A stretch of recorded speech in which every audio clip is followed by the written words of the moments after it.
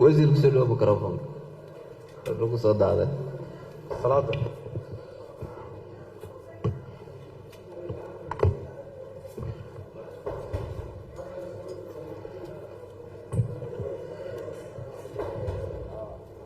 بسم الله الرحمن الرحيم. الحمد لله رب العالمين والصلاة والسلام على رسول الله محمد وعلى آله وصحبه وسلم. قدوميها قولها الشعبك xildhibaanada sharafta leh asalaamu calaykum waraxmatullaahi wabarakaatu. salaan kadib xilli saacad adag baa la joogaayo saacaddii qadada kadib markayaan aad caro laygula dhicin waxaa runtii maantay sharafi ah oo ay taariikhdu tahay 6da bisha koowaad 2024 waxaa sharafi ah inaan hortiina soo istaago anigoo raba inaan marsiiyo akhriska koowaad ee hindisa sharciyeedka ilaalinta iyo taakulaynta barakacayaasha ayadoo aad og tihiin in caalamka hadda warbixinada hay-adda qaxootiga adduunka ee UNHCR la yidhaahdo tirada dadka sida qasabka ku barakacay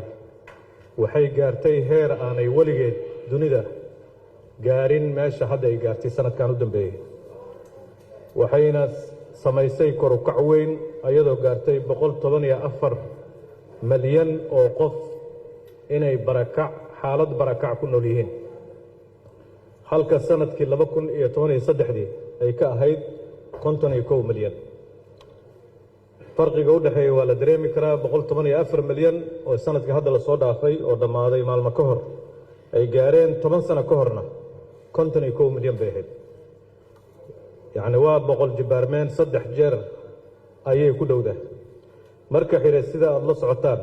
dalka jamhuuriyadda federaalka soomaaliya 50kii sano oo u dambeysay waxaa ka dhacay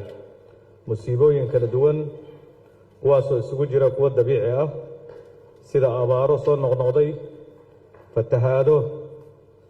fara badan, cudurro safmar ah iyo isbeddelka cimilada oo sanadihii u dambeeyey soo kordhay, iyo sidoo kale masiibooyin ay sababaan dadka sida dagaalada sokeeye, xasillooni darrada amni, isbarakicinta khasabka ah ee kooxaha argagixisada ay wadaan iyo wixii la mid ah. musiibooyinkaasi waxay sababeen in dad gaaraya qiyaastii 3.8 milyan oo qof oo muwaadiniin Soomaaliyeed ah ay noloshoodii ku burburto oo ay dantu ku qasabto inay u haajiraan goobo kale oo dalka gudihiisa ah sida magaalooyinka waaweyn. malaayiin ama boqolaal kun oo dadkaas ka mid ahna inay dalka dibaddiisa qaxooti ahaan ugu haajireen. muwaadiniintaas ku barakacay dalka gudihiisa waxay marar badan la kulmaan hooy iyo hungur xumo, daryeel xumo, tacadiyo kaga imaanaya dad wax magarad ah, taasoo ay u sii dheer tahay rajo xumada mustaqbalkooda iyo iyaga iyo bulshooyinka ay ku soo barakaceen. sidaas daraaddeed waxaa lagama maarmaan ah in la helo sharcigan oo ujeedooyinkiisa u waaweyn tahay in muwaadiniintaas barakacayaasha ah laga ilaaliyo inay la kulmaan wax xadgudub ah ee ka soo horjeeda xuquuqdooda asaasiga ee ku xusan cutubka 2 ee dastuurka kumeel gaarka ah ee dowladda federaalka Soomaaliya in laga badbaadiyo falalka dambi oo ay u geysanayaan kooxo wax magarad ah oo ka tirsan bulshada in loo helo barnaamijyo iyo mashaariic lagu taakuleeyo oo noloshooda lagu horumarinayo isla markaasna loogu helo xal waara sida in dib loogu nooleeyo deegaanadoodii hore ama dib u dejin loo sameeyo goobaha ay u soo barakaceen iyo wixii kaleba iyo inay iskaashi caalami ah lagala yeesho guud ahaan sidii barakacyaashaas loogu heli lahaa mashaariic iyo barnaamijyo loogu sameynayo xal waara sida dib u dejin dib u deegaameyn iyo wixii la mid ah waxaa intaasi ka sii muhiimsan in laga hortago sababaha keeni kara in dadka la barakaciyo hindis sharciyeedka sharciga ilaalinta iyo taakulaynta dadka barakacyaasha wuxuu ku salaysan yahay dastuurka kumeel gaarka ah iyo shuruucda kale ee dalka iyo sidoo kale shuruucda heshiisyada caalamiga ah ee la xiriira arrimaha barakacyaasha iyo muwaadiniinta dalkoodii hooyo ku soo noqonaya oo ay Soomaaliya dhinac ka tahay sida heshiiskii Kampala ee midowga Afrika ee dhowridda iyo u gargaaridda barakacyaasha 26 November 2019 wasiiradii mid ka mid ah wasiiradii ugu horeeyay oo soo saxiixay inta sharciyeedkan waxa kale oo ku salaysan yahay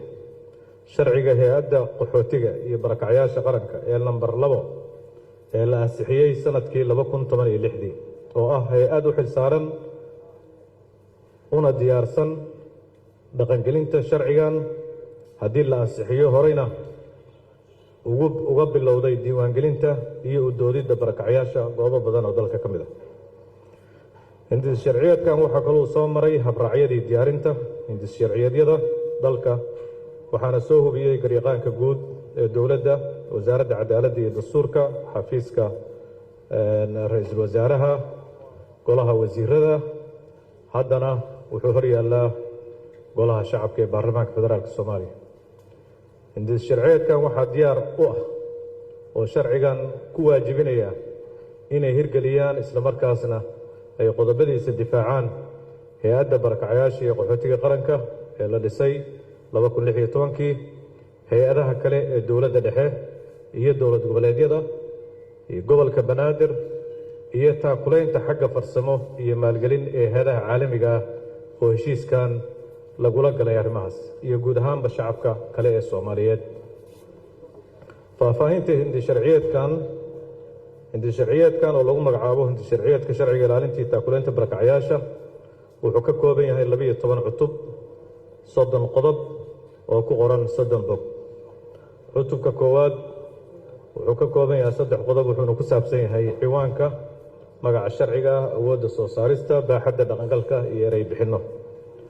cutubka labaad isna wuxuu ka kooban yahay 1 qodob wuxuuna ka hadlayaa qaabka dhaqangalka ee sharcigan iyo shuruucda kale ee dalka iyo shuruucda iyo heshiisyada caalamiga ah ee la xiriira barakacyaasha cutubka saddexaad oo isna ka kooban 2 qodob wuxuu ku saabsan yahay mas'uuliyadda ilaalinta iyo taakulaynta barakacyaasha ee ku xusan sharcigan iyo axdiga Kampala ee saaran dowladda dhexe iyo dowlad goboleedyada gobolka Banaadir iyo dadweynaha Soomaaliyeed guud ahaanba cutubka afraad waa soo akhriseen wuxuu ka hadlayaa dhisidda guddi la shaqeeya hay'adda qaxootiga iyo barakacyaasha oo ka kooban xubnaha hay'adaha fulinta ee xukuumadda qaarkood iyo sidii loo heli lahaa dhaqaale isugu jira miisaaniyad qaran deeq ay bixiyaan deeq bixiyaasha iyo in la abuuro sanduuq midaysan oo lagu taakulaynayo barakacyaasha iyo qaxootiga soo guriga noqonaya cutubka shanaad wuxuu ka kooban yahay 2 qodob wuxuuna ku saabsan yahay howlaha iyo mas'uuliyadda hay'adda qaxootiga iyo barakacyaasha ee la xiriira ka hortagga barakicinta sharci darrada ah kaalmo siinta dhammaan dadka gudaha ku barakacay iyo bulshooyinka uu barakacu saameeyey oo ay ku jiraan xalka waara in loo helo cutubka lixaad wuxuu ka kooban yahay 3 qodob wuxuuna ku saabsan yahay mas'uuliyadaha hay'adda ee la xiriira dadka gudaha ku barakacay inaan xoog dib lagu celin ama lagu dejin meel nabadgelyadooda xorriyaddooda ama caafimaadkooda ay khatar ku soo wajihi karto sida ku cad mabda'a 15aad ee qodobkii xarafkiisa A iyo D mabaadi'da hagaya iyo qodobka 9aad ee axdiga Kampala sidoo kale ilaalinta hantida ay leeyihiin dadka ku barakacay gudaha in laga ilaaliyo dhaca weerar toos ah ama mid aan loo kala soocin dadka ama rabshadaha kale in gabaad looga dhigto howlgallo ama ujeedooyin military in laga dhigto aalad argudasho iyo in la burburiyo ama la waxyeeleeyo qaab ciqaabeed wadareed xaaladaha isku dhaca hubaysan iyo wixii kale ee raaca dhammaan cutubyadu sidaas ayay u taxan yihiin waad akhriseen ugu dambeyn mudanayaal iyo marwooyin idinkoo adeegsanaya qodobka 69aad ee dastuurka ee awoodda sharci dejinta ee golaha shacabka baarlamaanka federaalka Soomaaliya idinkoo qadarinaya baahida weyn ee hay'adda qaxootiga iyo barakacayaasha oo furuuc ku leh gobolada ku leh ay u qabto sharci ay ku maamusho barakacayaasha dalka Soomaaliya ku soo badanaya masuuliyadda dalka ka dhacay awgood idinkoo sidoo kale qadarinaya beesha caalamka ee kaalmaysa arrimaha barakacayaasha iyo dadka ku soo guriyo noqonaya dalka inay diyaar u leeyihiin inay kaalmeeyaan haddii sharcigan ay dhaqangal noqdo oo haddaba meelo badan oo la rari lahaa waxyaalo badan oo sharcigan ka mid ah oo maaragtay uu xayiran yahay idinkoo qadarinaya hindis sharciyeedkan oo soo maray habraacyadii heerarka sharci ee kala duwan oo haddana baarlamaanka hor yaalla idinkoo qadarinaya in dad leeg 4 milyan ama 3.8 milyan oo qof ay maanta guryahoodii ka barakaceen bulshada Soomaaliyeedna nambarka ay ka yihiin aad ogtihiin 3 meelood meel baa la dhigi karaa mararka qaarkood 4 milyan ama rubuc dadka Soomaaliyeed ka mid ah inaysan joogin guryahoodii inuu baahan yihiin sharci xuquuqdooda iyo daryeelkooda ay ka dhaxelaan ama ilaaliya waxaan si qadarinaya xushmad mudan idinkaga codsanaynaa oo aan idinkaga rajaynayaa inaad ansixisaan hindis sharciyeedkan si ugu dambeyn ugu dhaqan galo idinkoo mas'uuliyadiina dastuuriga ah ama sharciga ah ka gudanaya aad iyo aad baa u mahadsantiin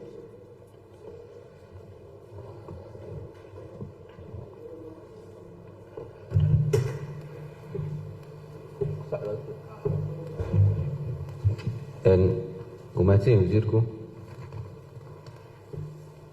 وحاس قري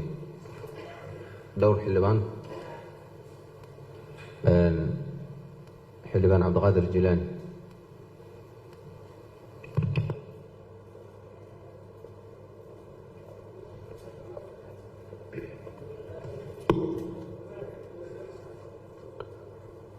بسم الله الرحمن الرحيم mahadsanid gudoomiye wasiir waa mahadsan tahay sharciga sida faahfaahsan ee noogu akhrisay barakacayaasha waxaan isleeyahay waa arrin aad iyo aad muhiim u ah in laga hadlana mudan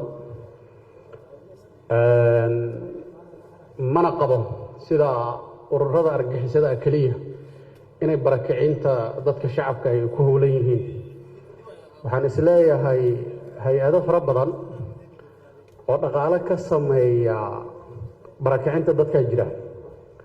injoyska waddanka ka shaqeeya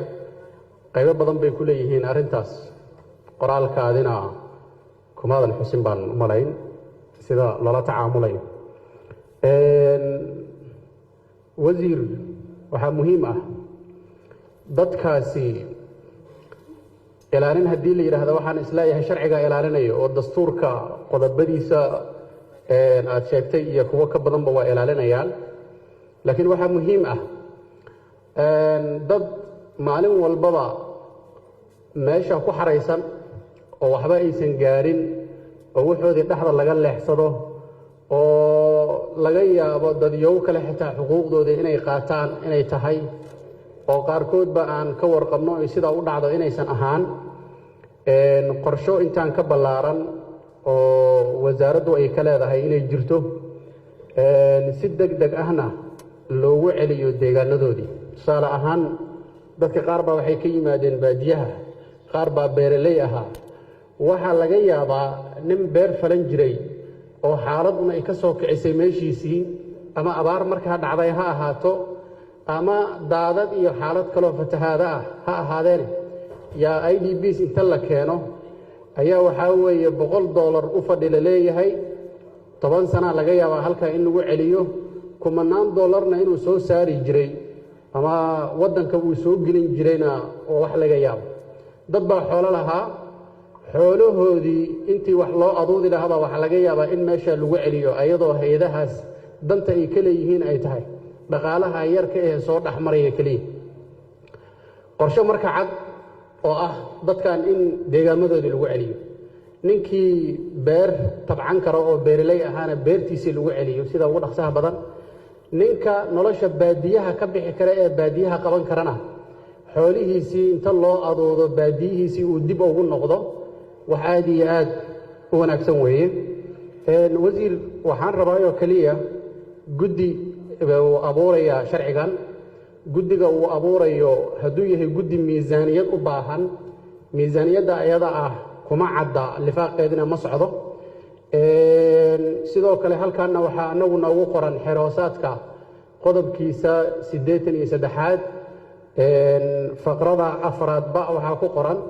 sharci walba markii la soo gudbinayo haddii uu miisaaniyad abuurayo oo saamayn dhaqaale uu leeyahay saamayntiisa dhaqaale iyo sida loo hayo iyo sida loo bixinayo in la keeno guddiga joogtadahna waa soo maray guddoomiyahana dhowr jeer buu xildhibaanada kala hadlay xeroosaadka laakiin tan aba kow ah oo shuruucda la keenayo in xeroosaadka loo fiiriyo intaysan guddiga joogtada ku soo gudbin ayaa iyada lafteeda aad iyo aad muhiim u ah kolay wasiir annagu maadaama waqti qado la jooga sheegtay annagu kuma haysana laakiin waxaan haysanaa oo waxaan xeroosaadka ku saabsan wadna mahadsantahay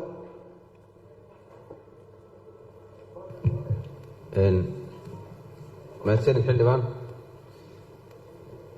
xildhibaan dahir amin jeeso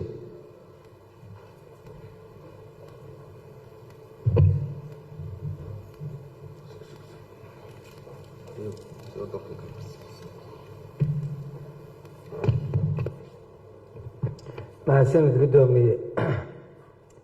xildhibaanada sharafta leh wasiirka arrimaha gudaha dhammaantiin waan idiin salaamayaa assalaamu calaykum waraxmat ullaahi wabarakaatu mudane wasiir sharcigan waa sharci aad iyo aad loo soo sharaxay oo qurux badan wasaaraddana iyo aqoon-yahaniinteeda waa ugu mahad celinaynaa waxaan rabaa marka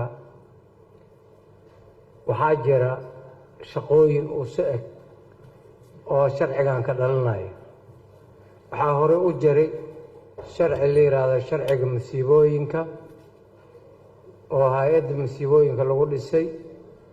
oo waxa ay ka shaqayso ayuu tahay dad soo barakacay iyo dad masiibo guryahooda ay ugu timid iyo dad dhibaataysa waxaan ka hadlaynana hadda waa sidaas oo kale dad barakacyaal waa for example gobolka aniga aan ka imid gobolka hiiraan mar walba daadaa ka dhaca xaafaa ka dhaca hay-adda masiibooyinka ayaana muxuu ahaay aad la cararto oo ma jirto wasaaradda arrimaha gudaha xataa ma umalaynaya in lagala tashto waxaa kaloo jira sharci la yidhaha sharciga qaxootiga muxuu ahaa oo loogu talagalay hay-adda qaxootiga oo dadka qaxootiga ah ee foreign-ka nooga yimaada iyo kuwaasoo la soo celiyo dalka lagu soo celiyo IOM ay keento iyo dadka sidaas oo kale ah marka maxaa sharcigan maanta looga baahan yahay oo loogu kordhin layahay hay-adahaas uu si eg tan qaxootiga tan hay-adda masiibooyinka oo dhisan loogu biirin layahay in waxaad awoodeen in hal hay-adood sharcigooda aad soo qaadiin aada wax ka badashiin aada ku dartiin hadda waxaan arkayaa in miisaaniyadda qaranka 1 ilaa 3 muxuu ahaay ay u go-ayso sharcigan oo curinayo miisaaniyadda qaranka for example bejka markii aan fiirino muxuu ahaa cutubka afraad qodobka 8aad waxaa lagu goynayaa miisaaniyadda qaranka ayaa akoonka ay leedahay muxuu ahaa sharcigan uu leeyahay ayaa lagu shubayaa lacag 1 ilaa 3 ah isku celcelin 1 iyo bar in lagu shubo ka soo qaad 15 milyan ay noqonaysaa miisaaniyadda qaranka 15 milyan oo laga soo gooyo oo sharcigan hirgelintiisa ah ma ka go'daa waan ognahay in muxuu ahay waxa miisaaniyadda la ansixiyay ay tahay wax jaan go'an wadana wasiir waxaa sharciga aan ku arkay barakacin waa sax shabaab waa barakaciyaa dadka laakiin barakacin kalena waa jirtaa oo basiibooyinka dadka ay degan yihiin waa laga barakaciyaa maalin walba cabasho way guryaha nagala dumiyo hooyaa iyo sariirta bannaanka liisoo dhiga cabashada xildhibaanada u timaado iyo hay-adaha soo gaarta waa waxaan runtii aan la koobi karin dadka sidaasoo kale ah oo basiibooyinka degan ee la barakacinayo oo weliba laga yaabaa ama in hay-ada dowladda ka tirsan ay barakacinayeen ama shakhsiyaal dhulkaas la damacsan yahay in la siiyo ay barakacinayeen maxaa kaaga qorshaysan oo sharcigaanna uu tilmaamaya oo dadkaas la ugu hiilinaya ilaan barakacinta haddii anaga gacanteena ku samaysano dhibkeeda ay leedahay mudan wasiir bejka muxuu ahay 16aad cutubka 5aad qodobka 9aad waxaa 13 wasaaradood ayuu sharcigan kulminayaa oo muxuu ahay wada shaqayn inay kala yeeshaan sharcigan uu ka dhigayaa inay si saamin ay ugu wada shaqeeyaan si together ay ugu wada shaqeeyaan ayuu dhigayaa sida for example muxuu ahay bejka waxaa waaye bejka 13 cutubka 4aad qodobka 7aad ayaa tilmaamaya in wasaaradahaas 13 wasaaradood ay wada shaqaynayeen oo ay sharcigan maxaa diiday wasaaradda arrimaha gudaha ayada ayaaba shaqadan iskale waddanka gudihiisa wax ay waaye wasiirka luumaysiyaa ku jira oo aan arkay in muxuu ahay ku jiraan wasaarada kale wasaarad qorsheyn wax la yiraahdaa ku jirto wasaarado badan oo hadda aan wasaarad hebel aan dhahayn ayaa ku jira maxaa diiday in la xadido intaasoo wasaaradda markii muxuu ahay wax dhacaan intii la isku soo yaaci lahaa sharciga in hay-ad loo abuuro oo miisaaniyadda hadda 3% la goynayo ay hay-addaas ay ku shaqayso ama ay wasaaradda arrimaha gudaha ayada ay waxaan ay u samayso waax gaar ah oo waaxda barakacyaasha leeyahay ay u samayso maxaa diiday aad iyo aad u mahadsantahay wasiir salaamu calaykum waraxmatullaahi wabarakaatu وعليكم السلام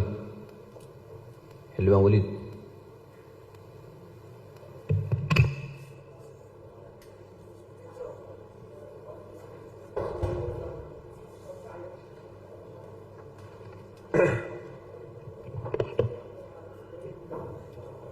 بسم الله الرحمن الرحيم guddoonka iyo xildhibaanada sharafta leh assalaamu calaykum waraxmatullaahi wabarakaatu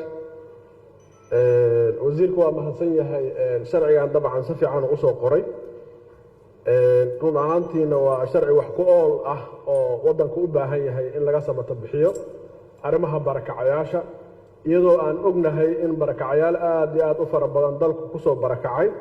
arrimo badan oo dhibaato ahna ay jirto wasiirka laba su'aalaan weydiinayaa su-aasha koowaad waxa waaye wasiir dastuurka jabtarka 2 qodobkiisa 23 waxaa ku qoran xorriyadda xirfadaha shaqada iyo mihnadda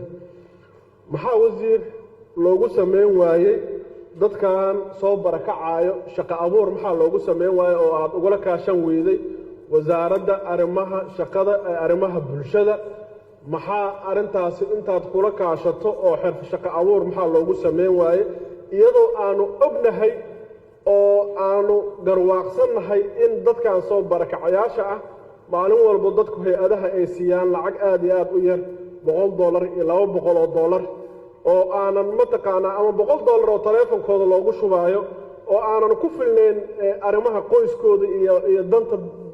dadkooda aanan ku filnayn ma kala kaashatay mise mar maskaxdaada ma ku soo dhacday inaad kala kaashato wasaaradda shaqada iyo arrimaha bulshada in dadkan loo sameeyo xirfadlayaal in laga dhigo ha noqoto hadday noqon lahayd dadka ka shaqeeya harqaamada hadday ahaan lahayd dadka ka shaqeeya arrimaha fara badan oo xirfadaha ah ma kala kaashatay ama ma iska waraysateen wasaaradda arrimaha shaqada iyo arrimaha bulshada arrintaas ma ka waraysatay mana arrintaasaan ku weydiinaya su-aasheeda labaad waxa weeye saaxiibkay jeso waa ka hadlay waxaa jira dastuurka isla cutubkiisa labaad farqadiisa 24aad waxaa jira sharciga qaxootiga maxaa ugu soo dari weydeen miisaaniyadda qaranka hadda waxaa dhahdeen dadkan dabcan annaga naga mid yihiin waa dad maanta sovereignty ah oo mataqaanaa u baahan in la garab istaago sidaa darteeda miisaaniyaddu lacagtan hadda loo soo qoondeeyey waa lacag aad iyo aad u yar xataa ma la garan waaye dadkan walaalaheena ah in mataqaanaa lacagahan oo ku baxaya bilaa micno darada ah iyo safarada oo sahay safar lagu qaadanayo ma loo awoodi waayo dadkan in mataqaanaa raashin iyo wax loogu galo labadaas su'aal aan ku weydiinaya waa mahadsan xildhibaan Ilyas Axmed.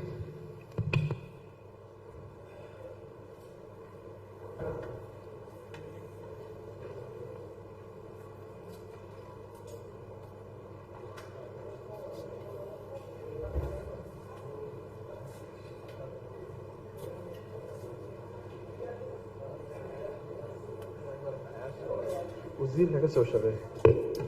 واي بسم الله الرحمن الرحيم الحمد لله رب العالمين وصلى الله وسلم على سيدنا محمد مدن قدومي waa mahadsan tahay iyo tiimka hawlwadeennada kale waan salaamiyaa xildhibaanada sharafta leh iyo wasiirka arrimaha gudaha oo nala jooga ani waxaan rabaa inaan dhiirigeliyo sharciga habka loo qoray oo ah in uu refer gareynayo sharciga asaga ka horeeyay dalkeena waxaa jirta shuruuc fara badan oo hore noogu qornaa annaga markaan shuruucda kala samaynayno in sharcigii hore wax ka bedel lagu sameeyo oo dalka ka jira laakiin meel cidla aan wax laga bilaabin macne taas marka waxay tusinaysaa wixii shalay aan nala jaan qaadaynin ayaan sharciga ka bedelay baysan ka duulaan leen actually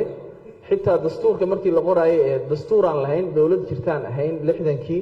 dastuurkaas in lagu dul shaqeeyo la federaalay isla asaga oo asagu bays noqday laakiin hadda marka dastuurkeena la fiirinayo kii hore qof tix raaca ama gadaal u eega xataa ma jiro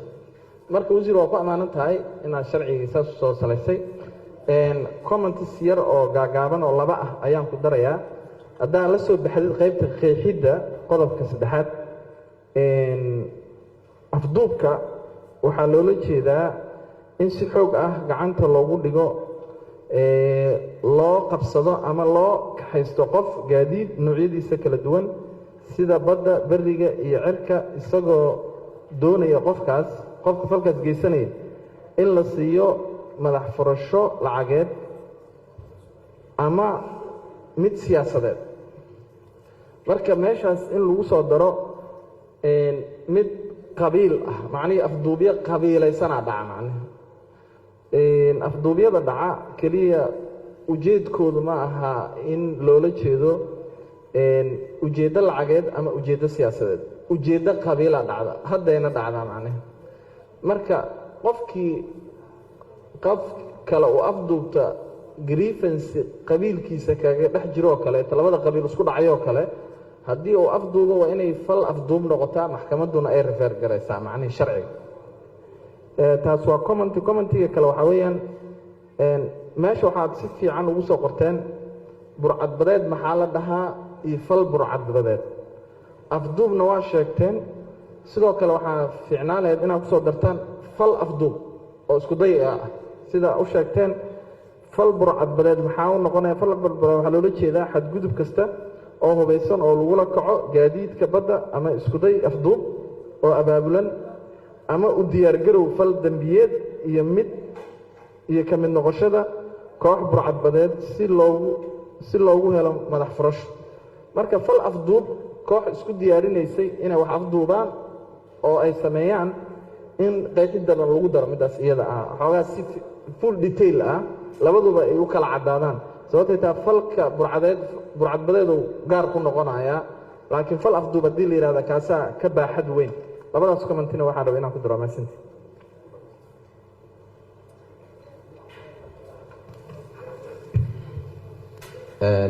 xildhibaan maxamed cabdiraxmaan nadiif.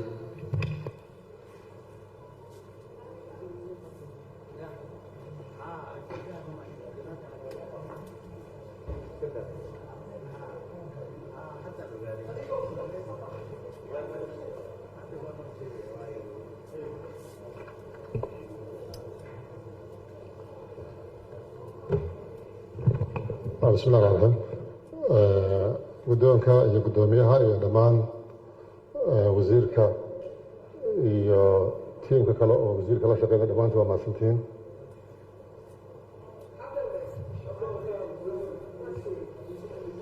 guddoonku waa mahadsan yahay wasiirka iyo tiimkiisuna waa mahadsan yihiin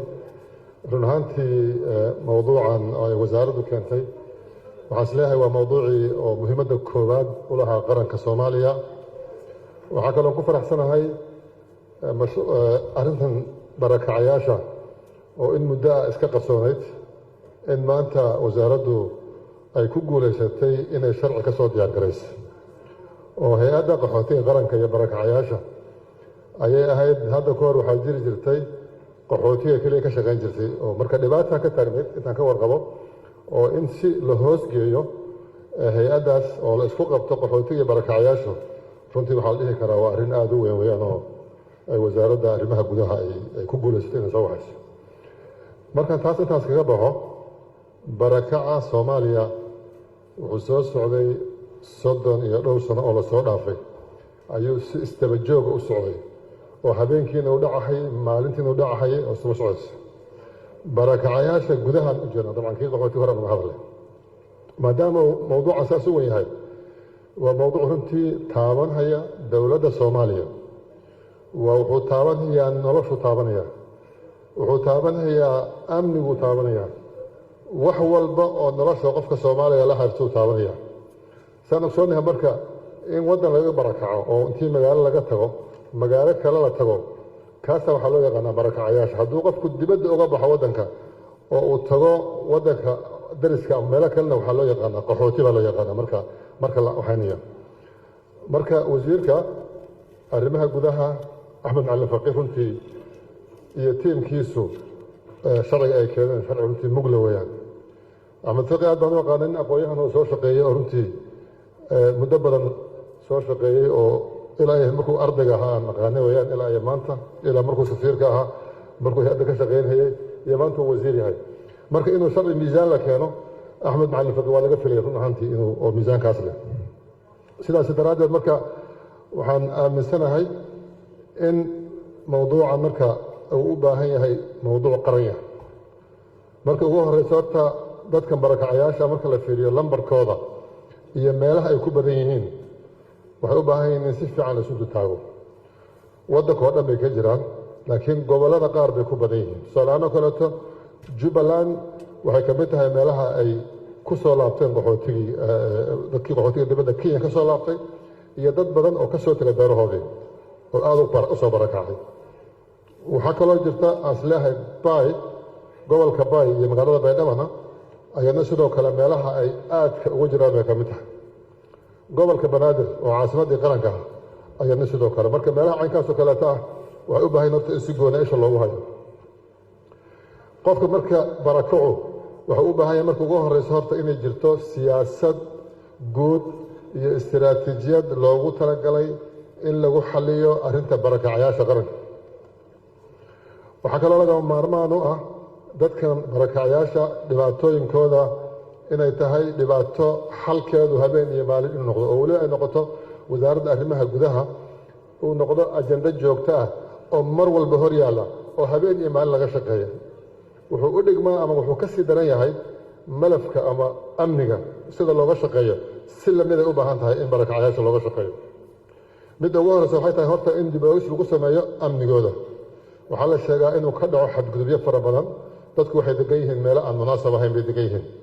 marka meelaha ay degan yihiin horta ammaankooda in si gaara loo eego waxay u tahay waa laga maarmaayo mustawaha ama nolosha ay ku nool yihiin iyo waxa ay helayaanna waxaa la rabaa in dadkaasi noloshooda intii macquuloo la xallin kara ay noqoto ajado joogtaa mudane wasiir waxaa loo baahan yahay in lagu daro shaqaalaysiinta dadka aqoonta leh iyo dadka shaqaysan kara ama xitaa shaqooyinka kale in loo helo shaqo dadka runtii way soo qortay wasaaraddu una arrin fiican wey waxyaabaha hadda waxaan arkayna inaad soo qorteen baashii la ohan jiray in la soo qoray sharciga ama ID-ga dadka loo soo qoray iyaga laftooda meelaha ay degan yihiin in laga hirgeliyo oo ay noqdaan dad dadka ku xisaaban runtii waxay weeyaan waan soo dhaweynaa waxaa kaloo dhibaata ka taagan tahay waxaa loo yaqaano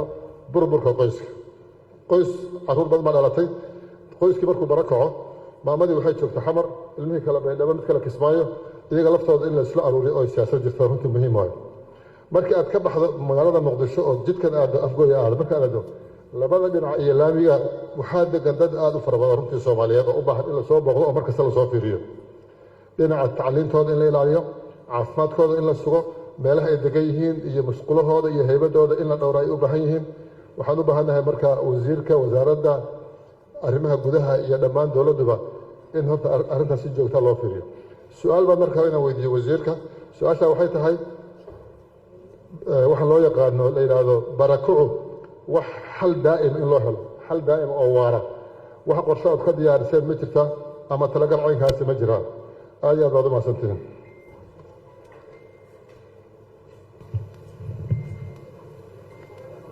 mahadsan xildhibaan cabdiraxmaan cabdow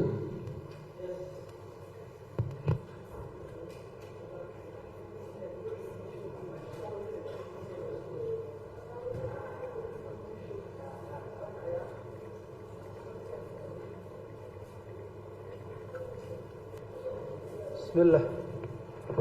السلام عليكم مدن قدومي xildhibaanada sharafta leh mudanayaal iyo marweyn waxaan idinku salaamay salaanta islaamka assalaamu calaykum waraxmatullaahi wabarakaatu bacdu salaan arrintan iyo sharcigan maanta baarlamaanka la hor keenay aniga shakhsiyan muhiimad gaara uu ii leeyahay maxaa yeelay ayaantan dadkeennaa socdo wasiir faqi dadkiisa socodku waa ku yaryahay ayaantan marka xarooyinkii meel walban annagaa dhooban mudane guddoomiye magaca oo loo bixiyeyna aniga ma jeclaysan maxaa yeelay nin muwaadin ah oo soomaali ah oo dhulkiisa joogo in barakaca loo bixiyo arrin saxa maahan annagu waagii soomaalida inteeda kale ay socodku ku jireen magaca waa qurxinnay dan wadaag ayaan u bixinnay inay nala qaybsadaan waxa annaga aan haysanno marka mudane wasiir magacaas waxaan rabaa in fiiro gaar loo yeesho dadka soomaaliyeed uma qalmaan in la yidhaahdo barakacyaal wax ka ciil badan oo ka calool xun ma jirto adoo dhulkaagii hooyo joogo in magac barakace laguu bixiyo arrintaas mudane wasiir sax maahan magacaas in dib u eegis loo fiiriyo ayaa aniga soo jeedin lahaa sidii annagaba ayaantii naloo imaan jiray aan wax u qurxinnay in haddii maadaama sannadahan dambe uu socodkeenna badan yahay in magaceenna la qurxiyo middeeda kale mudane wasiir dhibaatooyin badan ayaa ka jiro barakacyaashu ay ka mid yihiin kufsiga tacliin la'aanta iyo iyagoo dadka maalin walba haddana dadka dhulka ay degganaayeen laga barakicinaayo maxaa yeelay dhulka ay dowladda dejiso barakacyaashu dadaa iska leh waxaana meeshaa soo jeedin lahaa dhul ay dowladda leedahay dadkaas in la dejiyo xaqayna u leeyihiin maalin walba in la raro meelba meel la geeyo oo dhulka lagu nadiifsado dhulka bacwaay la yidhaahdo maalinba meel loo raro mudane wasiir arrintaasi sax ma aha iyadana waxaa kaloo mudane wasiir soo jeedinayaa xero qaxooti in la galo arrin sahlan ma aha maxaa yeelay nimankii siiriyaanka ahaa oo dalkeennii ka soo qaxay oo joogay waa iska diideen in xero qaxooti la geliyo maxaa yeelay dhibaataday leedahay iyo kufsiga iyo tacdiyada ka dhalanaya ay og yihiin xarooyinka barakacyaashu ay degan yihiin habeen iyo maalin waa layskufsadaa aqoon ma hayaan cilmi ma hayaan meeshay iska degan yihiin mudane wasiir arrintaasi sax ma ahan annagu inaan meeshaan joogno oo suudad noo xirnaadaan dad muwaadiniin soomaaliyeedana ay sidaasi u ekaadaan arrintaas mudane wasiir sax ma aha waxyaabaha waddankan cadaalad darrada iyo dhibaatada ay ka taagan tahay ayay qayb ka tahay waxaana loo baahan yahay in dib u eegis aad u weyn lagu sameeyo aanan keliya ahaanin mid hadalkeeni la dhegaysto mudane wasiir mudane guddoomiye arrintaas haddaan haddeer dib u eegis laga fiirsan waxaa dhici doonta waxyaabaha hadda ka socda South Africa maxaa yeelay nin moobilkiisa $100 iyo wax lamid ah bil walba la siiyo waxaa ka dhalan kara qofku inuu gadoodo maalin maalmaha ka mid ah wayna dhici doontaa arrintaas haddeer haddaan laga fiirsanin mudane wasiir mudane guddoomiye xildhibaanada sharafta leh arrintaas waxaan rabaa in dib u eegis lagu fiiriyo aanan la oran dad Soomaaliyeed ayaa wadooyinka degan annagana aanan ku raaxaysan oo loo raadiyo say noloshu inay hadda waxaad u malaysaa waddanka markaa fiirisid nin kor jiro iyo mid hoos jiro tiir celiyo malahan dadka qaarkooda baktiga ayaa xalaal u ah mudane wasiir arrintaasi sax maaha xildhibaanada sharafta leh waxaan idinka codsanayaa arrintaas in dib u eegis lagu sameeyo assalaamu calaykum waraxmatullaahi wabarakaatu xildhibaan dhabancad point of order guddoomiyuhu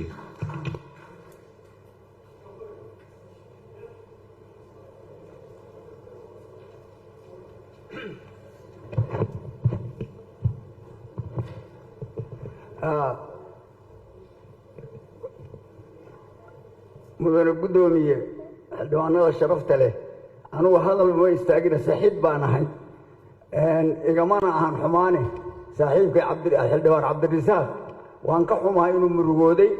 laakiin waxaa jira wasiirka markuu la hadlo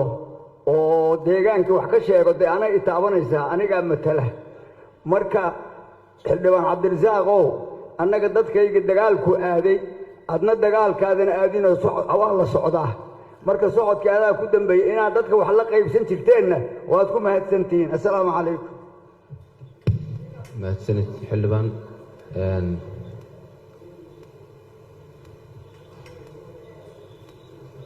xildhibaan saadiq cabdulaahi cabdi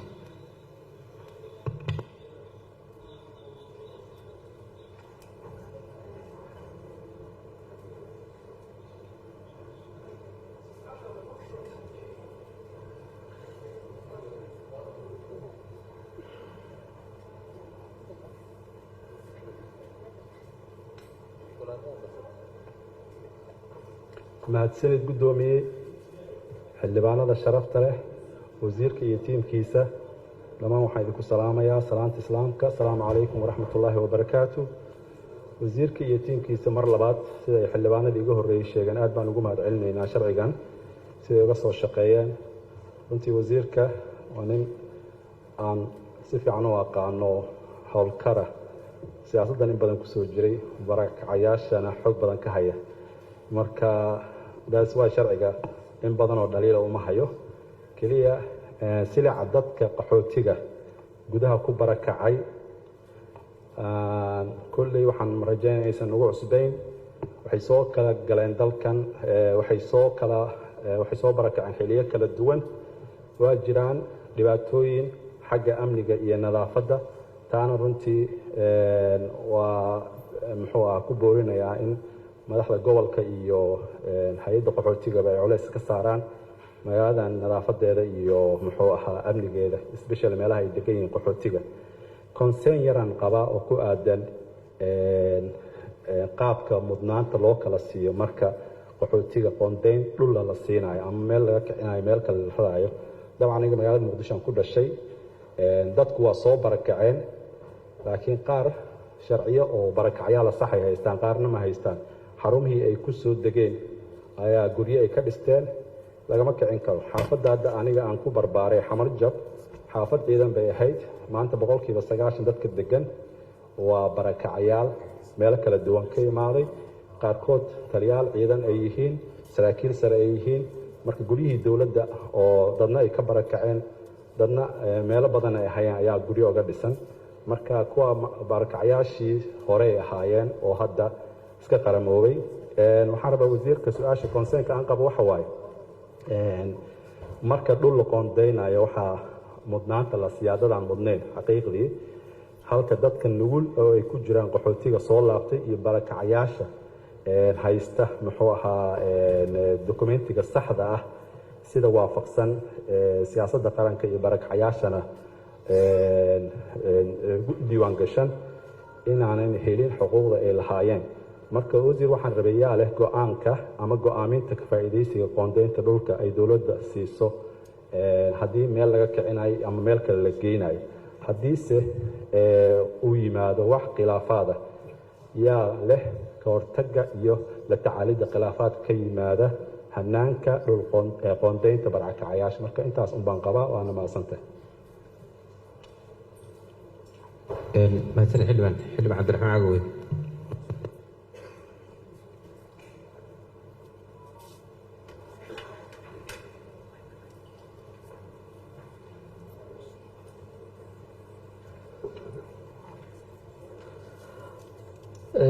mahadsanid gudoomiye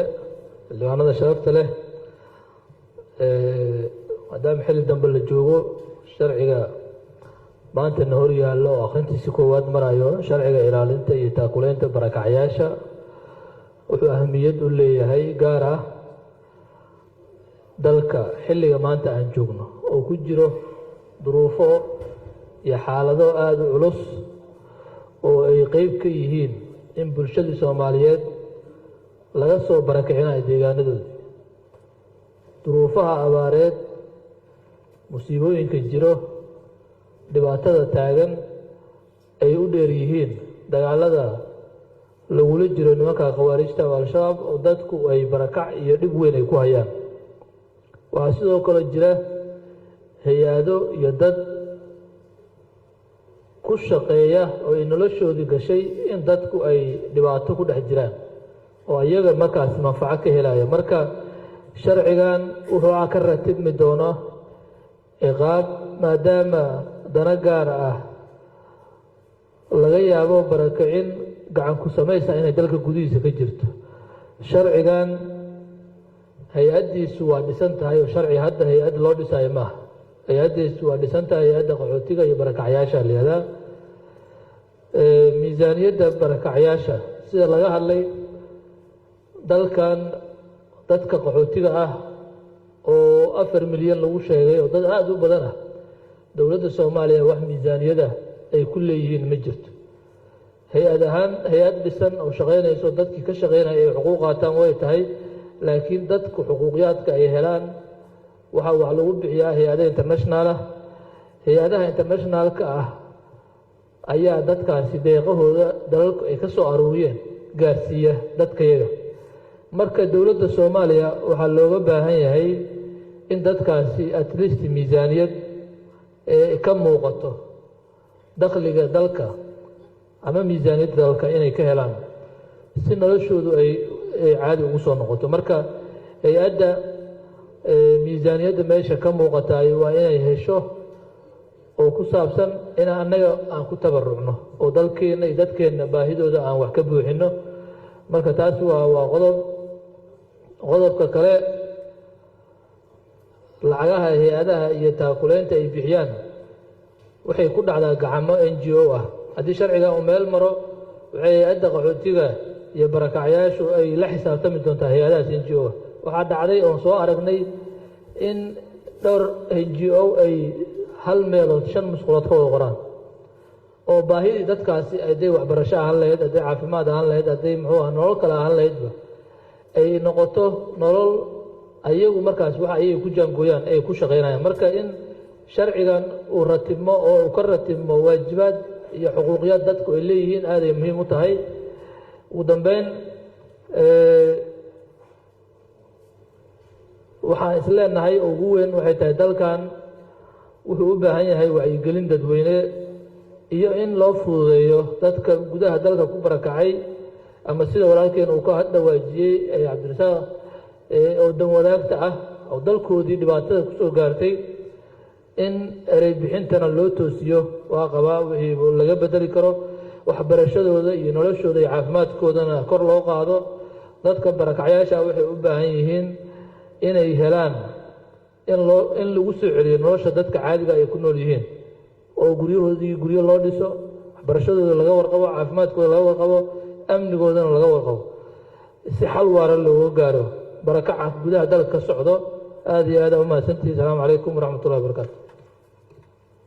xildhibaan cumar khaliif.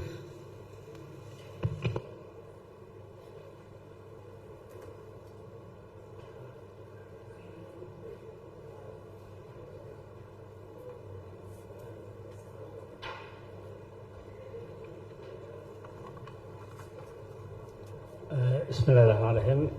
مدن قدومية xildhibaanada sharafta leh wasiirka arrimaha gudaha dhammaan waa idin salaama. waxaan rabaa arrinkan barakacyaasha ka soo shaqeysa wasaaradda arrimaha gudaha waa arrin aad iyo aad u qiimo badan oo la raba in aanan laga gorgortamin sababtoo ah waxa dhimanaya, waxa baaba'aya, waxa dhibaatada haysato waa horta shacabka Soomaaliyeed waaye. waxa maanta halkan aan u fadhino ilaa saacadaas aan taaganahayn ummadda Soomaaliyeed ee baaba'san inaanan ku daahinin baahidii iyo dhibaatadii iyo waxa haystay aan si degdeg ah aan arrinkan annaga aysan gacanteena masiibo aysan ku sii noqonin. waxaan rabaa inaan wasiirkana hal shay kala dardaarmo. mudane wasiir waxaa jiro qaxooti tiro badan annaga dagaaladii Soomaaliya markay dhaceen waxaa magangeli badanna siiyeen sida Yamantoo kale iyo Kenya iyo meelaha aan ku qaxnay ahayd iyo Ethiopia. dadka hadda halkan ugu badan kumaan kun oo Yamaniina joogto oo qaxooti ah oo ilaa ay haddeertaan aanan hooyna haysanin waxay cunaan haysanin. annaga baarlamaan ahaan waxay nagu noqonaysaa dalka iyo dadkii diintaan u dhaaranay dadkaas caawa hadday baahi u socdaan cunug yar hadduu gaajo u dhinto ama cunug yar caanalaan u dhinto dembigeeda horta annaga qaadanayno. waxaa la rabaa marka in aan arrinkan arrin oo waxa waaye masiibo ah waa ognahay dhibaatooyinka taagan sababtoo ah inay NGO-yo jiraan ay dadka kasii dhex kalluumaysanayaan inay jiraan dhibaatooyin fara badan. waxaan rabaa xataa xukuumadda guud waxaan kala sii dardaarmaa dowladdii Sheekh Shariif ilaa ay haddeertaan ere barakac iyo masiibo iyo balaayo la isaasanaa. waxaa la rabaa isbeddel oo kale in lala imaado oo ah dadka in warshado kalluumaysi loo sameeyo, beeraha in laga shaqeeyo, xoolaheena dibadda loo dhoofiyo. dad badan intaasoo kumaan kuna shaqaale meesha ka soo dhexbixi lahayd. waxaan rabaa mudane wasiir waxaa kaloo jirto dadkii qaxooti 1991 baxay hadda dib waddankooda ugu soo noqday ayaga xoogaa dhaqaale inay soo shaqaysteen gurigooda imaadeen samaystay beero cusbo ah la barakiciyey ciidanaa la dejiyey. waxaa lagu yidhi ciidanka meesha la dejiyey imaaraati waaye. marka wasiirow see nin qaxooti America ka imaaday raba inuu dalkii soo dego meeshuu degi lahayn laga sii barakiciyo cusbadiisa laga burburiyo wixii uu dhaqaale geliyo oo laga baabi'iyo qofkaas haddii idinoo qaxooti ma ku laabana haddana. taasna waxaa la rabaa inay xukuumadda door ay ka qaadato sababtoo dad masaakiinaa joogto lacagay soo shaqaysteen dhidid ah barafay ka soo shaqeeyeen magaaladay imaadeen waxay rabeen inay wax qabsadaan dadkii gurigooda dhulkooda iyo macal lacagtiyaa la isku darsaday waana jariimo xoog badan waaye waxaan kaa codsanaa insha allah wasiir arrinkaasna inaadan marnaba aadan micnaha indhaha ku heysid waxaa kuu soo haray qaxootiga tirada badan ee ajanabiga nala joogo mudnaan qaasay nagu leeyihiin dadkaas in mudane wasiir hooy loo sameeyo sababta sidii shalay annaga nalagu sharfay ee nalagu karaameeyey nalagu soo dhaweey waa og tahay iyoman waxaan ku joognay shareeciga madaxweyne cali cabdalla saalax allah u naxariisto wuxuu yidhi soomaaliga iyo yemaniga isku xuquuq waaye laakiin hadda nagama haystaan dadkii yemaniintii halkaan nagu soo qaxeen waxay naf bidayaan oo u cararayaan hargeysa leynaa ka fiican koonfur iyo muqdisho marka mudane wasiir waxaan kaa codsanaynaa in dadkaasna hooy loo sameeyo gudoomiye xildhibaan cumar waa xildhibaankii u dambeeyey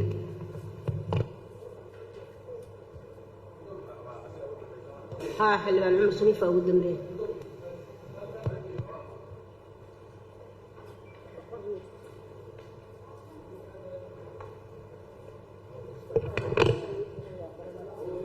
waa mahadsan yihiin xildhibaanada dhiman nagu qaatay intaas aad iyo aad ayaan ugu mahad celinayaa xildhibaanada sharafta leh iyo guddoomiyaha golaha shacabka runtii si guud xildhibaanadu muhiimadda sharciga ayay taataabteen uu leeyahay dalka u leeyahay iyo sharci hadda waqtigii loo baahnaa xitaa ka soo dibdhacay inuu yahay xildhibaan cabdirasaaq shucuurkiisa iyo dareenkiisa runtii waa dareenka nagu dhalisay inaan sharcigan aan soo curinno oo la keeno oo prioritiska xukuumadda iyo prioritiska dowladda soomaaliyeed inuu galo waayo dad soomaaliyeed oo 4 milyan ku dhow ayaa dacdaraysan oo dhibaato xoogan ku jirta marka runtii dareenkiina guud waa idinkaga mahad celinayaa xildhibaanadii hadlay waxay isugu jireen talooyinka waa qaadanaynaa guddigana waxaan rabnaa inay la wareegaan wixii tala ah oo fiican oo soo jeediyey waxna waxay ahaayeen waxay sharciguba daaweynayay xildhibaanada qaarkood inay ka hadlaan oo xildhibaanka u horeeyey cabdulqaadir uu yidhi waaba waxoodii waa la leexsadaa dadkan barakacyaasha marka sharciganba waxaa loo sameeyey in la maxkamadeeyo ciqaabta qodobadooda dambe ay ku qoran yihiin in la maxkamadeeyo dadka si ay goobo ay samaysteen ay dadka ugu barakiciyaan waa aragnay gobolladoo dhan bayna ka jiraan baabuur caasiyaala la soo qaadanayaa waxaa leeyahay meeshaan ka soo guura meel uu samaystay oo yar ayaa dadkii lagu aruurinayaa halkaasuu dadkii uu ku ciqaabaya iska daa inuu ku ciqaabo lacagta yartaayoo la siiyo socialkaayo wasaaradda hadda naga horreysay ay bixiso oo 80-60 waxay tahayba qayb ka mid ah inta badanba qayb ka mida maahan ayuuba qaadanayaaba marka runtii dadka saas samaynaya oo gatekeeperiska iyo dadka barakaca ugu yeeraya oo guryahoodii inta dadku waa duruufaysan yihiin nolol ka fiicantooda haddii loo tilmaamo waa aadayaan marka dadka saas samaynaya kuwa soo barakicinaya iyo kuwa markay barakacaan kadib ka faa'iidaysanaya duruuftaas jilicsan oo dadku ay ku nool yihiin intaba sharci gadaashiisa way ku qoran yihiin way ku xusan yihiin ciqaabo xoogan ayaa ugu qoran iyo lagu maxkamadayn doono laakiin hadda wixii ka horreeyey runtii waxyaalaha nagu dhaliyay inay ka mid tahay hay-adda xildhibaan jeesow hay-adda maaraynta musiibooyinka iyo hay-adda qaxootiga iyo barakacyaashu waa laba hay-adood labaduba laba sharci ay leeyihiin baarlamaankaanay mareen hay-addii labada hay-adoodna waa dhisan yihiin isku shaqona maaha si isku shaqo waa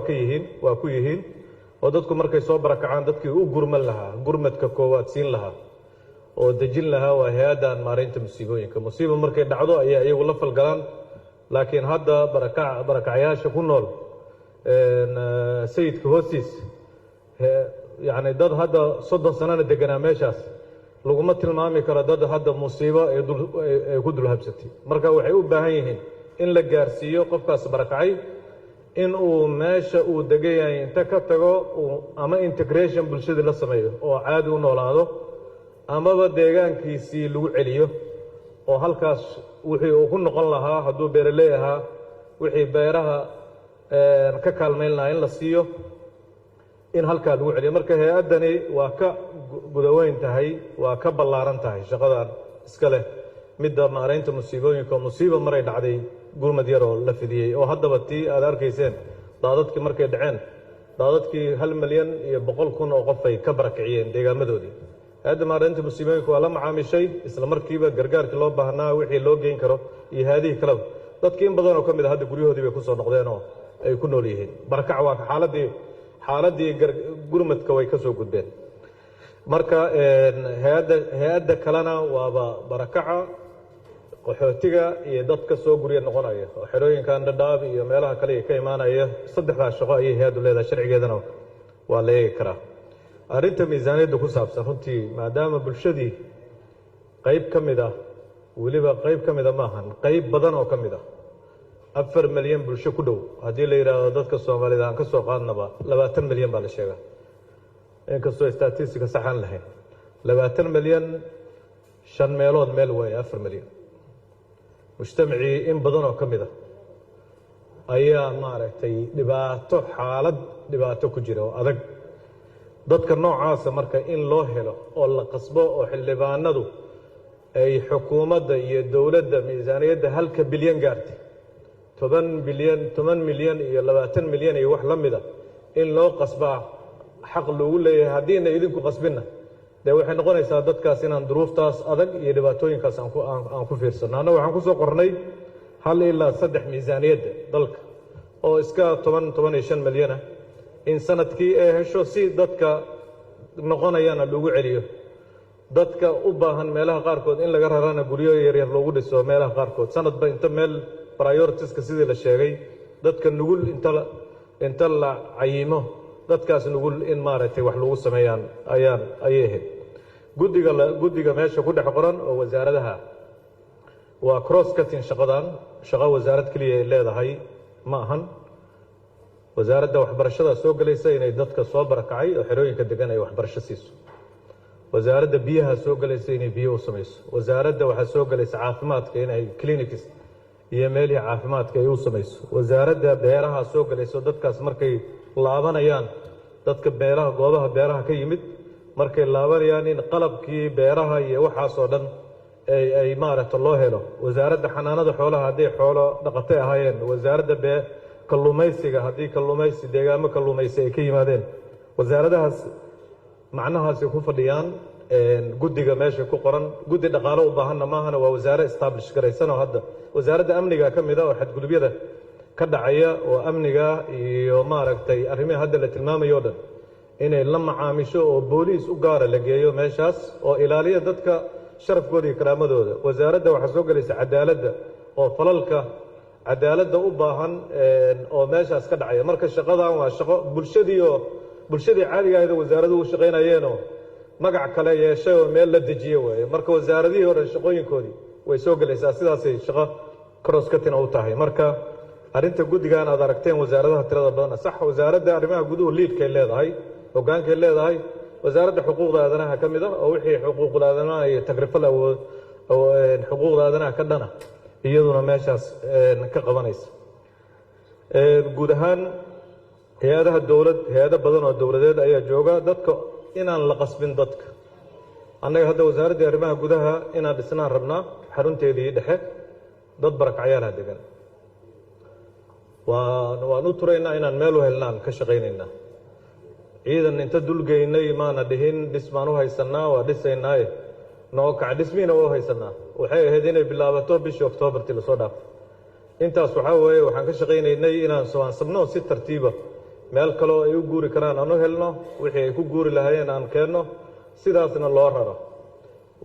shaqadii wasaaradda iyo xarunteedii dhammayd weeyana meeshaas ay dadkaas sidaas aan ku samaynno marka dadka inaan qasabna lagu rarin duruufaa keenta meesha loo rarayana in la hubiyo waayo inay leedahay fasilitieski noloshoo dhan iyo suuqana inaan lagu daadin marka guud ahaan xildhibaanada muxuu ahaa xalka waara arrinta xalka waara waa muhiim waaye waana ku qoran tahay sharciga ku qoran tahay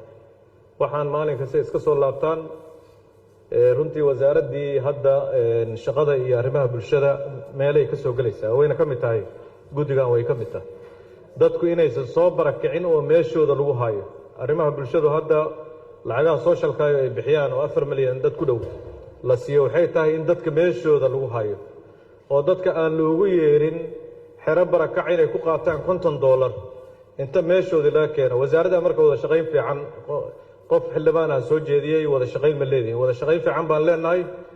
dadkan oo dhanna marka u dambaysa waxay gaari doonaan in meelahooda inta lagu celiyo at least intay nolosha caadiga la qabsanayaan inay wasaaraddaas aan ku wareejinno oo xaaladii barakaca iyo wixii inta laga keeno in deegaankoodii markay ku noqonayaan dadka badankiisuna hadda runtii dad kooban mooyaane integration bay sameeyeen dadkan waxay xaq u yeelanayaan sharcigan markuu hirgalo in la doorto meeshuu degan yahay qofka muwaadin Soomaaliyeed inuu ku yahay hadduu Garowe degan yahay hadduu Gaalkacyo degan yahay hadduu Beledweyne degan yahay hadduu Kismaayo degan yahay hadduu Baydhabo degan yahay hoosan markiisii hore deegaankaas ahayn laakiin u barakacay inuu xuquuqda qofka muwaadinka caadiga ah oo kale inuu leeyahay sharcigu badda suurkuna waa siinaya sharcigan hadda uu siyaad keenaya implementationkiisa oo meeshaas inuu doorasho ka galo wixii xuquuqda qofka muwaadinka caadiga ah uu lahaa inuu meeshaas ku yeesho runtii su'aaluhu aad bay u badnaayeen laakiin waa isku soo noqonayeen arrinta dhul dowladeed dhulka haddeertaan waxaa weeye dee iska si jacburaha dhulka xildhibaan saadaq su-aashu weydiiyo kale dhulka uun muran weyn baa ka taagan meesha dowladdu laakiin halkan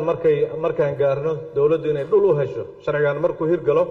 waxay noqonaysaa dowladdu inay dhul u hesho dadkaas la dejiyo ammaana biyihiisii leh noloshiisii leh korontadiisii leh waana waxyaalahan budgetinka u raadinayno zakawaadka waxaan rabnaa sanduuqa meesha ku qoran not only 1%ga dowladda dhankiisa ka imaanaya laakiin aan shirkadaha waaweyn oo dhan aan dhahno this project iyo sanduuqan fundingkan ku maaragtay shuba lacagaha zakada si dadkan wax loogu qabto iskuuladoodii iyo wixoodii oo dhan loogu dhiso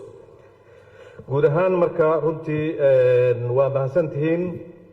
xildhibaanada prioritiska waa la samaynayaa sidii xildhibaanku uu sheegay xildhibaan cabdirasaaq runtii dareenkiisana waan la qaybsanaynaa dareen fiican buu muujiyey waxaana dareenkaas keenaya dadka dhiban barakacu inta badan haddeertaan dadka beeralayda runtii duruufo badan oo dadka ku keenayna way jiraan oo isbeddelka cimilada ayaa ugu weyn hadda oo roobkii tirada badnaa webigii waa iska qalalaya marka 3 bilood ama 4 bilood oo webigu qalalan yahay dadkii ku tiirsanaa noloshaas meeshaas marka prioritiska annaga waxaa noo leh koowaad dadku siday u kala nugul yihiin ayaa priorities number 1 kuwaas marka hore in la dejiyo kuwaas marka hore hadday rabaan inay noqdaan in la celiyo kuwaas hadday rabaan bulshada inay integration ku sameeyaan oo bulshadii ay ku soo barakaceen oo u yimaadeen hadday rabaan integration inay ku sameeyaan in loo fududeeyo bulshadaas inay dhex degaan guud ahaan xildhibaanada sharafta leh sharcigan hortiinuu yaallaa sixitaankiina iyo maaragtay dib eegistiisa intaba idinka u madax bannaan laakiin muhiimadda uu leeyahay awgeed muhiimad weyn buu leeyahay inaan kalfadhigan inta lagu guda jiro guddoomiyaha sharafta lehna waa maqlayaa iyo xildhibaanadaba inta kalfadhigan lagu guda jiro inuu sharcigii qaxootiga iyo marmar waxa la isku qaldaayo barakaca sharcigii qaxootiga halkan waa maray aqalka sare akhriskiisii koowaad kii labaad iyo kii saddexaad hadduu maro dadka yemanta iyo siiriyaanka iyo dadka tirada badan oo halkan kusoo qaxay xuquuq badan oo waxay helayaanba iyaga hay-ado waaweyn baaba u taaganba hay-adda UNHCR oo dhanba adduunkao dhan waxay dadka ugu badan oo ay caawiso dadkaas waaye waxoodii waa loo hayaa laakiin shuruucan ku caawina hala keenay yidhaahdeen marka kaas waxaan rajaynaynaa aqalka saruu jiraa inuu sidiisii ku gudbo kanna waa dadkeenna innaga soomaalida ahaa oo 3 milyan iyo 800 oo kun lagu qiyaasay marka muhiimadda uu leeyahay sharcigan waxaan idinka codsanayaa inaad maaragtay kalfadhigan inta la joogo uu naga maro si dadkaas aan isla tilmaanay oo duruuftaas adag ku nool ay maaragtay u helaan xuquuqdooda mana bilaabane waa abaartii daba dheer waad ogtihiino dadkii soo barakacay oo dan wadaagaha iyo loo sameeyo xildhibaanku hadda uu ka hadlayay waa 50 sano 50 iyo xogaa 70 iyo xogaagii bay marka wuu iska soconayaa musiibadan anagu gacanteena kuma jirto way imaan karta aad iyo aad baan u mahadsantihiin guddoomiye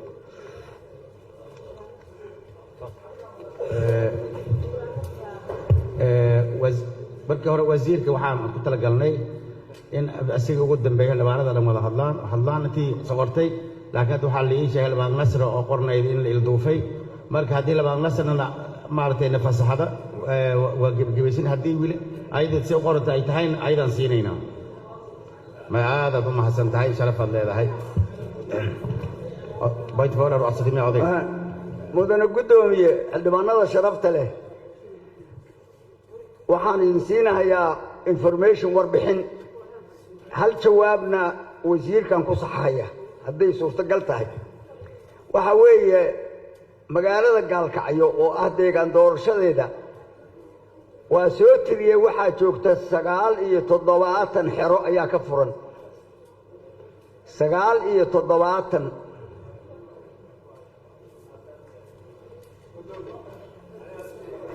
79 xeraa ka furan lacag baa hay-adaha siiya waxbaa loogu tuuraa sidii wasiirku sheegay $70 baa qofkii la siiyaa jaylani xildhibaan adig guddoomiyaha u soo jeedinaysa asiga ma qabsanaysid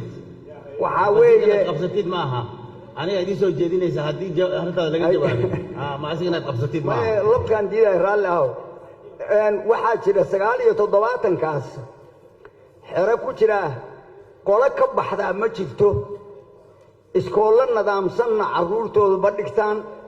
lacagtaasay qaataan guryay dhistaan magaaladana waa ka shaqeeyaan qofkii farsamo yaqaanee farsamadu ku jiraa qofkii kalena dee wuxuu ka shaqeeya guryaha dadkaas meel kale uma socdaane halkaasay degeen marka wasiirka waxaan ku saxahayay haddii dadka halkan lagu maalgeliyo lagu dejiyo dadku deegaan bay ka yimaadeen waxbay soo saari jireen dhulka beeraha gaar ahaan haddaan beerihii lagu celinaynin dhulalka kalluunka badda in la geeyo dadka oo ay bartaan wax soo saaraan nin xero isaga jira 10 sano gaalkacyo koonfurteeda 79 xero oo halkaa iska dhooban oo aan waxna u kordhayn waxna ka dhacaynin ayaa halkaa ku soo arkay marka dadku inay wax soo saaraan baa la rabaa ama badda bartaan ama beerahoodii aadaan waa in xal loo raadiyaa marka midna informationkaas iga ahayd wasiirkan taladan u soo jeediyey qabanqaabiye waa salaamantiin assalaamu calaykum wasiir xildhibaan baa wuxuu soo jeediyey su-aasha aniga soo jeediyey wasiirka kama jawaabin yidhi xildhibaan cumar taas bes maaragtay xildhibaanka ugu jawaab adigoo mahadsan